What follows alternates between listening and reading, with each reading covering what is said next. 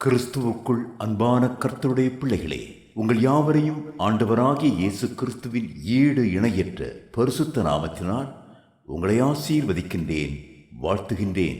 கர்த்தர் தாமே தம்முடைய பரிபூர்ண நன்மைகளினால் உங்களை நிரப்பி பரத்திலிருந்து உங்களுக்கு அருளச் செய்து நீங்கள் யாவரும் இம்மையில் சுகித்திருக்கவும் மறுமையிலே நித்திய வாழ்வை சுதந்திரித்துக் கொள்ள உங்களுக்கு அனுகிரகம் செய்வாராக.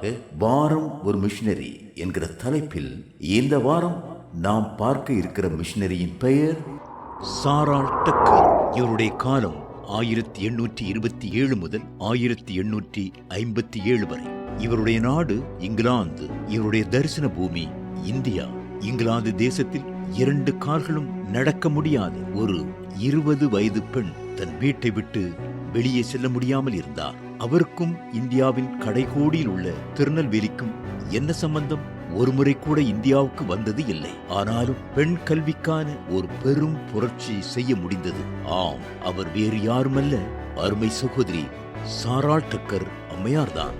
இந்திய மிஷனரி சங்கத்தின் செயலாளராக பணியாற்றிய ஜான் டக்கர் அவர்களின் சகோதரி சாரா டக்கர். ஜான் டக்கர் கிறிஸ்தவ மிஷனரியாக பாளையங்கோட்டை பகுதியில் பணியாற்றிய போது இங்குள்ள பெண்களின் நிலைமைகளை பார்த்து வருத்தப்பட்டு எழுதிய கடிதம் இங்கிலாந்து நாட்டில் உள்ள அவரது சகோதரி சாரா டக்கர் வாழ்வில் பெரும் பாதிப்பை கொண்டு வந்தது. அன்றைய தென்னிந்தியாவில் இருந்து சமுதாய கட்டுப்பாடுகள் பெண்களை கல்விக்கூடங்களுக்கு அனுப்பாமல் பெண்கள் சிறுவயதிலேயே படிப்பது கேவலம் எனவும் அடுப்போதும் பெண்டிற்கு படிப்பதற்கு என நினைத்த அன்றைய சமுதாய மக்களின் அறியாமையால் பெண் பிள்ளைகள் படிக்க முடியாத சூழ்நிலையை உணர்ந்து பெண்கள் கல்வி கற்க உதவிகள் தேவை என்பதை அறிந்த அவர் ஆண்டவரிடம் சொன்னார், ஆண்டவரே, எனக்கு இந்தியாவுக்கு போக ஆசையாயிருக்கிறது என்று. ஒவ்வொரு வீடாக கதவை தட்டி உங்கள் பிள்ளைகளை படிக்க வையுங்கள் என்று அவர்களின் பெற்றோரின் காலில் விழுந்து கெஞ்ச வேண்டும் போல் இருக்குது. அறிவு கண்ணை திறந்தால்தானே ஒளிவரும். அவருக்கு ஒன்று தோன்றியது. அவர் இந்தியாவை பார்த்ததில்லை, திருநெல்வேலி மக்களையும் பார்த்ததில்லை.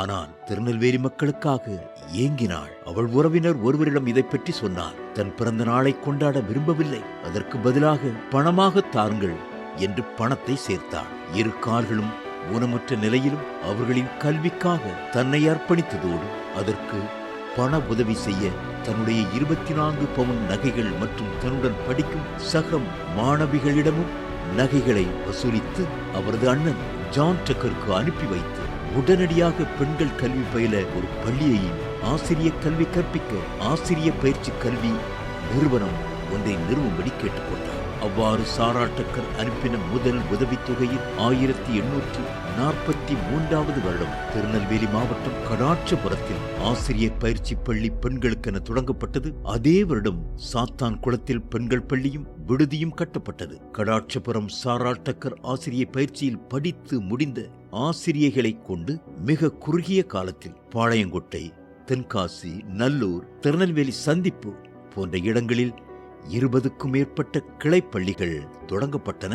அதைத் தொடர்ந்து 1895 வருடத்தில் சாராள் டக்கர் பெண்கள் கல்லூரி தென் இந்தியாவிலேயே முதலாக தொடங்கப்பட்டது. தன்னால் நடக்க முடியாவிட்டாலும் படுத்த படுக்கையில் இருந்து கொண்டே தையல் வேலைகளை செய்து தமது நண்பர்களுக்கு கடிதம் எழுதி உதவி பெற்று பல முறைகள் பணம் அனுப்பி லட்சக்கணக்கான பெண்களுக்கு அறிவொளி ஏற்ற உதவிய சாராள் டக்கர் கடைசி வரை திருமணம் செய்து கொள்ளவே இல்லை. மேலும் இந்தியாவிற்கு நேரில் வரவும் இல்லை. 1857 வருடம் சாராள் டக்கர் மறைந்தால் அவர் முன்னெடுத்த பணிகளை அவரது தோழிகளான மரியா சைல்டஸ், சோஃபியா டீக்கல், ஜோவனாகர் போன்றவர்கள் தொடர்ந்து செய்ததன் மூலம் பாளையங்கோட்டை சாராள் டக்கர் பெண்கள் பள்ளி மற்றும் ஆசிரியர் பயிற்சி பள்ளி 1858 வருடம் ஆரம்பிக்கப்பட்டது. இப்படியாக பல வருடங்களுக்கு முன்னால் உருவான கல்வி நிறுவனம் தான் பாளையங்கோட்டையில் பிரசித்தி பெற்ற சாராள் டக்கர் பள்ளி மற்றும்